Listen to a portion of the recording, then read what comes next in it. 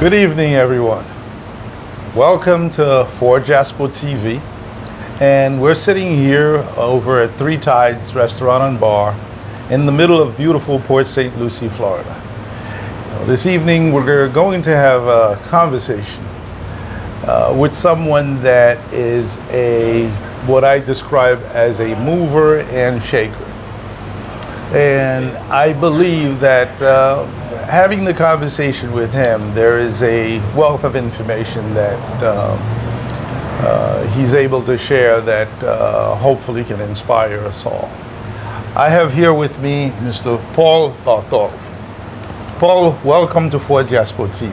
All right, thank you, GOGO.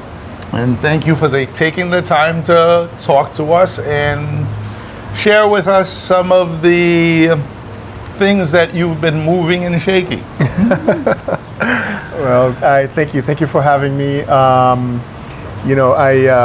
a little shy, believe it or not, and I'm humbled, by you, referring to me as a mover and a shaker. Well, it's interesting that you say you're a little shy. I've seen you speak before huge audiences. I've seen you running a campaign. I've seen you involved in so many community events. That is not the action of a shy person. Well, I think essentially when it comes to the issues that are at hand, when that moment comes, then I think the importance of them take over, and the shyness gets set aside, and we just address the issue at hand. Good. Do what needs to be done. Before we get going, share a little bit about Paul Barthole. Wow. So I'm 63 years old. Okay. So you look good. it's thank you. It's a lot of years. So I'm originally from Gonaïves, Haïti.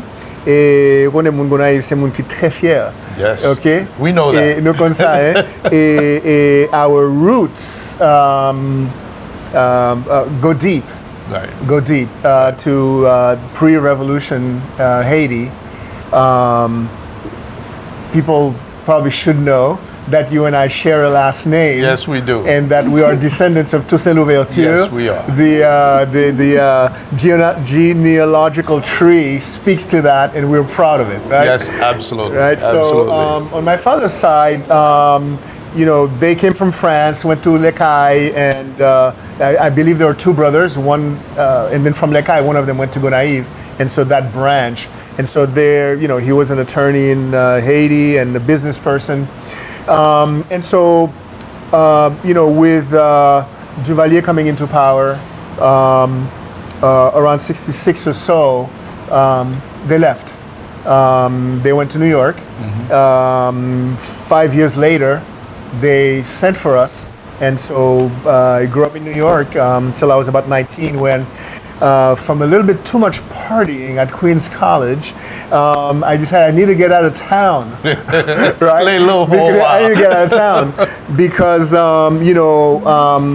the idea that we thought that we might have for that who we would become, right, from our family history, right, and what our parents would want us to become, and on one side, and then peer pressure on the other hand, right, I was like, there's no way. So actually I went to Puerto Rico and studied there for 4 years.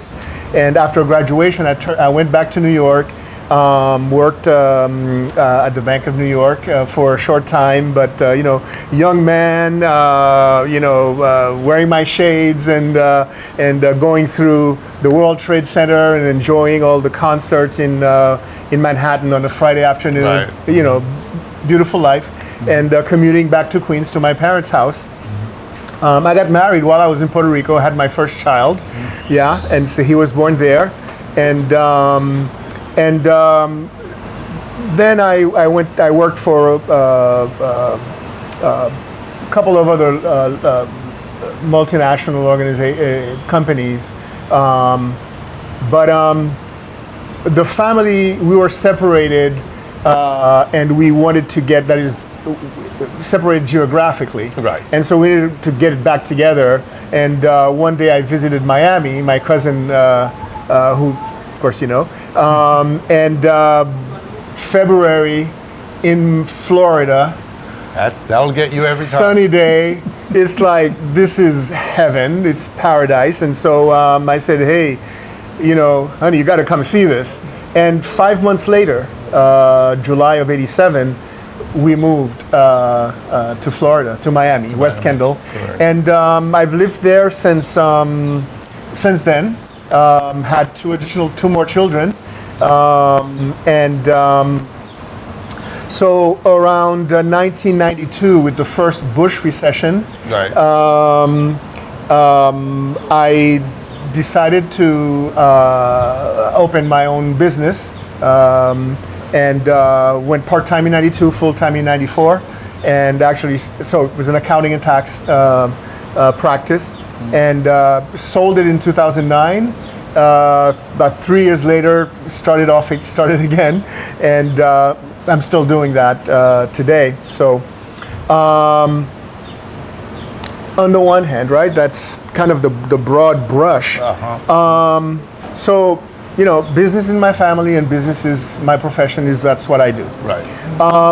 Now, as you also know, within our family tree there's a lot of public service. Yes. Yes. Right? And, you know, my maternal grandmother was someone who really cared about people and inculcated in all of us this treating people right, that no one was better than another person. And, you know, that stayed with me. And so, you know, always had an eye out for the issues of the day, the things that are affecting our lives. Right. So, in short, politics. Right. And so, around 1998, so I should say, I voted for the first time, right, during the Reagan era. Okay. Right. Correct. I was also in school and doing undergrad during that era, and lived the cut to BEOG, what was then BEOG then, right? The student aid program, and that affected me directly. Right. And so after I graduated, even though I was registered independent, I always voted Democrat. So, you know, we have conservative values, and it seems to me that most of those, we really take care of them personally in our personal lives and how we live. Right. But when it comes to public policy, to talk about values that disenfranchise the less fortunate or take away the opportunity for those who would not have the same access, that's where, you know, I'm a Democrat, right? And so, so for the first president I voted for that won was Bill Clinton. You know, I think he was an amazing president, regardless of what some might say, and regardless of some might say some of the things that he might have done later on post presidency. But for this country,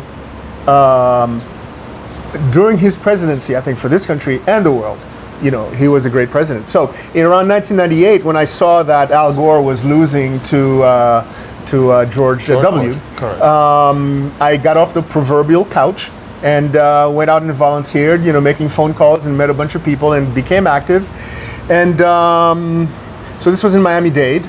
So I did a number of things for 10 years, different positions, and took a bit of a break around 2009 or so.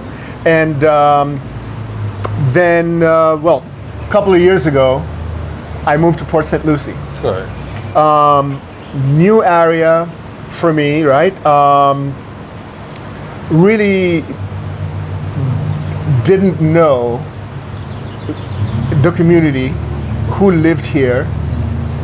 We're in a whole different era of politics, right?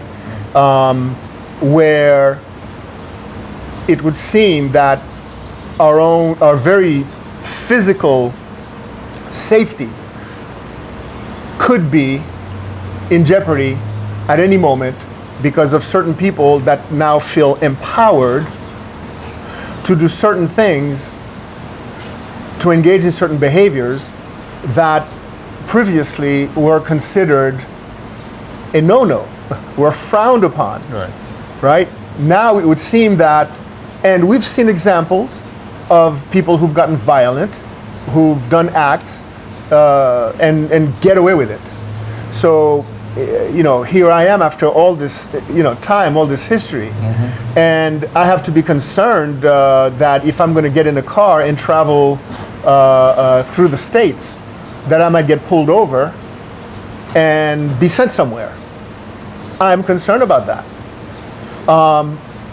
That if I go to get on a plane, well, one, is it that the cuts to the FAA are going to put that plane in jeopardy, and there's an accident, which has already happened, right? So which one should I, right? So those kinds of concerns are things that are affected directly by politics, okay? We have, so, yeah, I can get going on that thread, but anyway, that's so I don't want to leave out the spiritual aspect. I'm deeply faithful. I believe in God. I believe in the Gospels, right?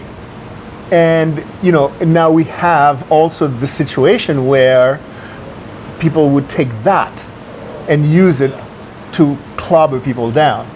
So I'm a servant. I serve my community, and to me the service is there, and it's also in what we were just talking about before. Okay. Yeah. Right now, as you pointed out, we do live in a very unique, especially the political climate is very different from everything else that I've known in my lifetime. And there are a lot of issues. How do you pick and choose which issues that you're going to tackle? Because there are so many issues, from disenfranchised individuals that are being affected, to public safety, and keep in mind, with all the different views, I know you're very passionate about what you believe in, but there's also other people that is very passionate about what they believe in. How do we come to a consensus as far as the right road? What are your thoughts on that? Yeah, so that, as you put the question, is kind of way above my pay grade, right? But this is the thing. Yes, I do have my personal beliefs, and others have their own personal beliefs. Right. I approach it, there's a couple of angles, right? But let's start with the Haitian angle. Okay? Our people need to represent themselves. We need to represent ourselves. When I first got involved in Miami-Dade County, in South Miami-Dade County, right? So we had community forums. It was nonpartisan. It was not about pushing a Democratic agenda or pushing a Republican agenda. Right. It was about informing the community so that they would have information to partake intelligently and be in the political process. Right. Go out and vote. Right. So, we invited both Republican and Democratic candidates to come and assist and attend and speak to those who came. So that's first and foremost for me, that's the number one issue. That we engage in that process, right? That we don't say it's not worthwhile to vote and that, I'm so far away from politics, it doesn't affect me. Yeah, so to me, that's the first thing, right? Okay, so now the second part,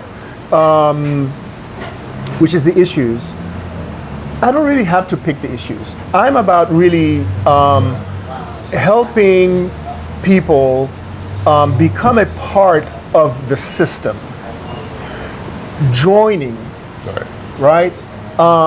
Take a part. So they'll decide what issues they want to elevate, right? And, in our system, we bubble up issues from the grassroots, right? And then there are a lot of people who are up here who do their analysis and decide, okay, we're going to push this, right? And so they'll do that. But when we say, hey, this is important to us, they'll listen and say, okay, should we consider that? And okay, so there is no doubt as to the efficacy of that, okay? The Republican Party that is today is what it is today because of that kind of activism from on the right, okay? That's been wildly successful, right?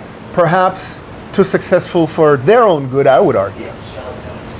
Too successful for the good of the country, I would argue.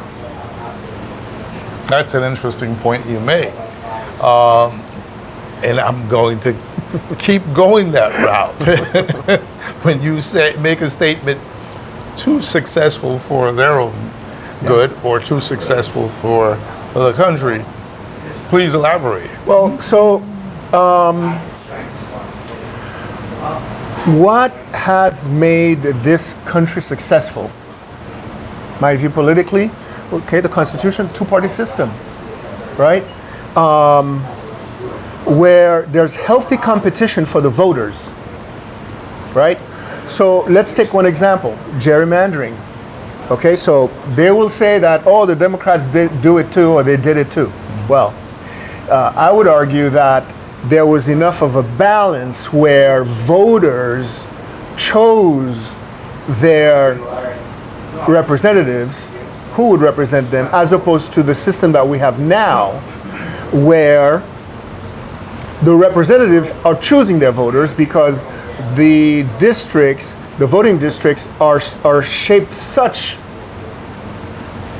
as to pretty much eliminate the chance of someone who is either middle of the road or what one might say was middle of the road before now we're so far to the right, it seems like to leftist position, right? So, yeah, so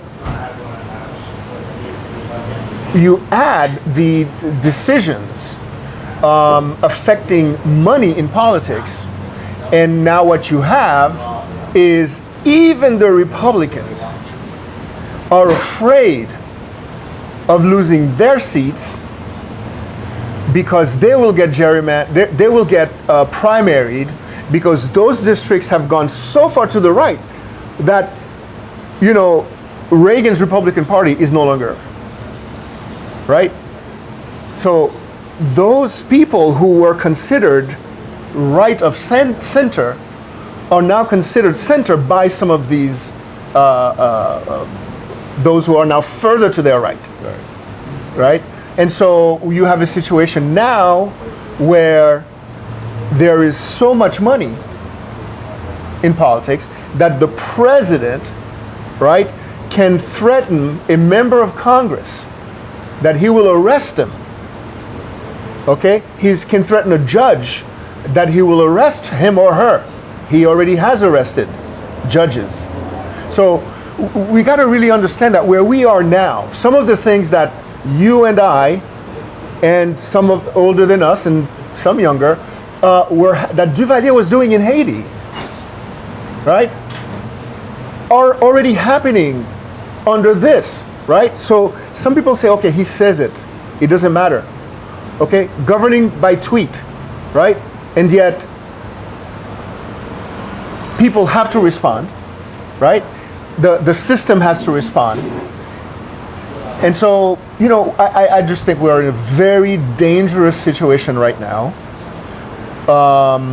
where if something doesn't happen soon, and by that I mean the midterms that are coming up, if the Republicans don't lose the House and some of the Senate,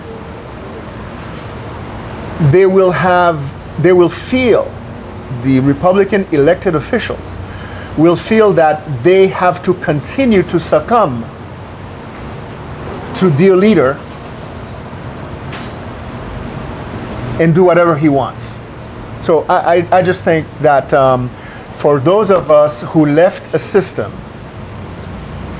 to come here, and those of us who left in the 60s, and those who left in the 70s, and then those who left in the 80s, how many were saying that we want to go back home?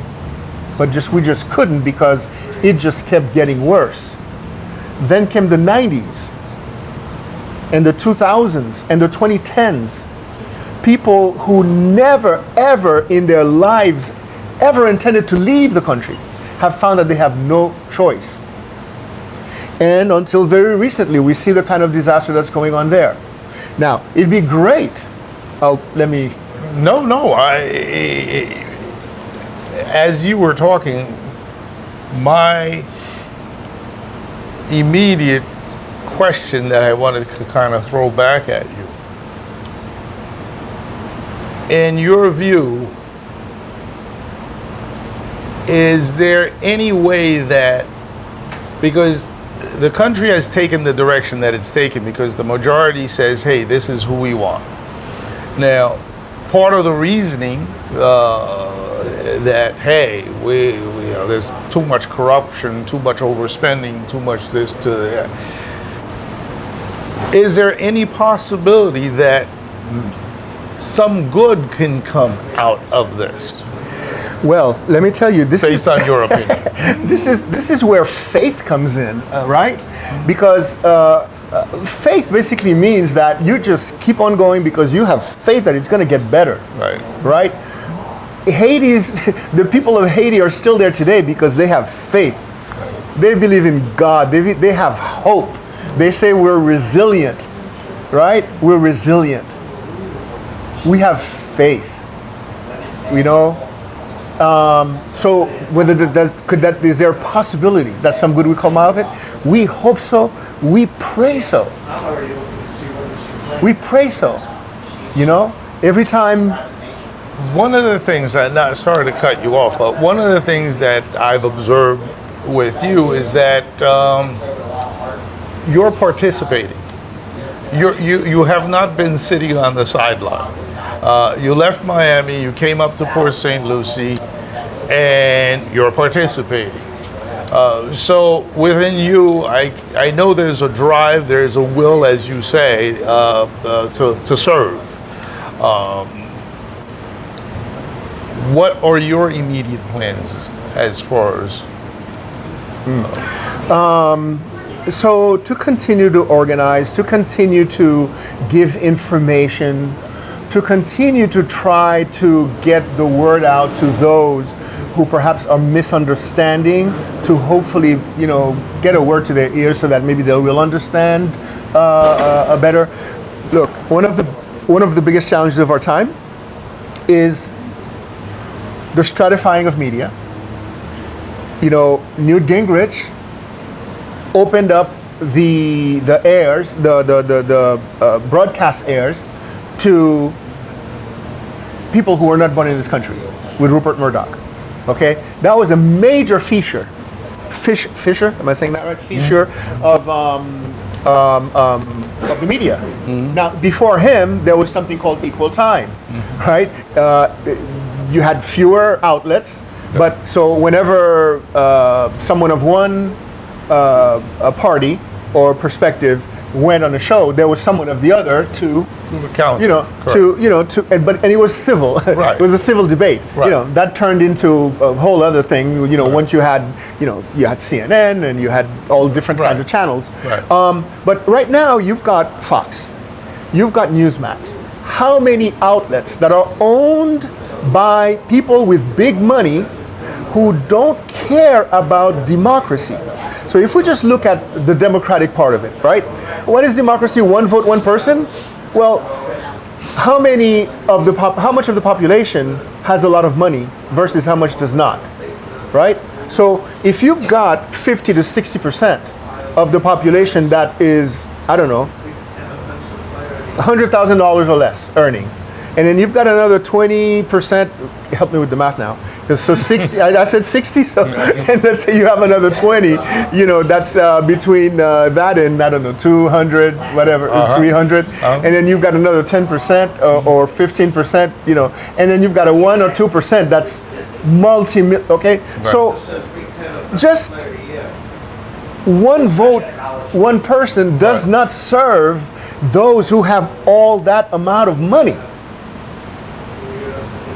And so, for the longest time, campaign finance helped keep things more or less, right? They still, people with a lot of money could still recruit some of the best people from some of the best schools, and still manage perhaps some of the best arguments, right? But with the number of people representing, so they had to appeal to those who are less influential, right? But now with the amount of money that's flowing in, so democracy, we're seeing that now. We're seeing that now, okay? When you say we're seeing that now, that what are they don't care about democracy. Okay, so when we talk about all the infringements on the vote, on the right of people to vote, right?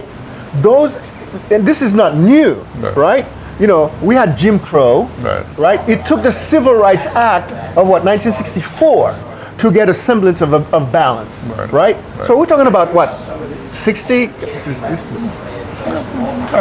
years? Is it 80 years already? No, 64. 60 years ago. 61. So 60 years ago, only 60 years ago, in a 200 plus year history, right? So there's always been an attempt to limit the vote of a large sector of the population. The Electoral College does a lot of that at the presidential level, right? But now we see it at the congressional level, right, with the gerrymandering. Okay, so yes, our democracy is in peril because those who have the money, democracy does not work for them. That's a very, very, very powerful statement you just made. Unfortunately, I think it's a mistake, by the way. Which part is well that it doesn't work for them, because it's like okay, you own a company and you just want to suck all the labor out of your employees, not pay them and make yourself super rich. Well, what does that get you? Gets you resentment, you get organizing, right? That's why unions exist, right? And we've seen this before. It already happened, in the late 1800s into the 1900s. These policies led to the big depression, the depression, okay, that we then took measures to not let these things happen again. And now we're regressing. We want to kind of jump back, right? So, our current president wants to leapfrog back into the days of the robber barons, okay? So, getting information to people, and because they control the too much bad and disinformation is getting into the ears of a lot of our people. How many Haitians do you know voted for the current president, right? So they had a president that helped bring some of their family from Haiti to the States. And they voted against that president. Why? Okay? I went to a podiatrist. The guy's supposed to take care of my bone spur. And he's talking to me about what Clinton did in Haiti. He didn't know who he was talking to. That was somebody who kind of knows a little bit about these things. But this is how bad it's gotten, because he doesn't know really the truth, anything about Haiti. Right. But he's getting fed this information, and he's just spreading it. Right. Paul, wow. I mean, there's a lot of information. Now, before we close, because unfortunately, time is catching up with us. I'm hoping that our viewers can see a lot more of you and get a lot more information from you, because I think the more we know, the better equipped we become, and the better we become. Yeah. So, any plans soon to come back to For Diaspora TV? Maybe have something of your own to be able to share that information? So when you say something of my own, I'm not sure what you mean, but I'll be happy to come back and talk about all these issues. And I congratulate Diaspora TV on their programming and on their achievement. And I appreciate the opportunity to come here, and I would, of course, welcome another opportunity to come back and get more information out, because that is a big part of what I want to do. Great. Ladies and gentlemen, you heard it here on For Diaspora TV. Hopefully we'll be getting a lot more of Paul Barthole. Again, this is a man that is a mover and shaker, and he doesn't sit on the sidelines. He is actively participating in pursuit of creating a better society. Again, this is GOGO LATORTUE for Diaspora TV. Have a good evening. Thank you. Thank you.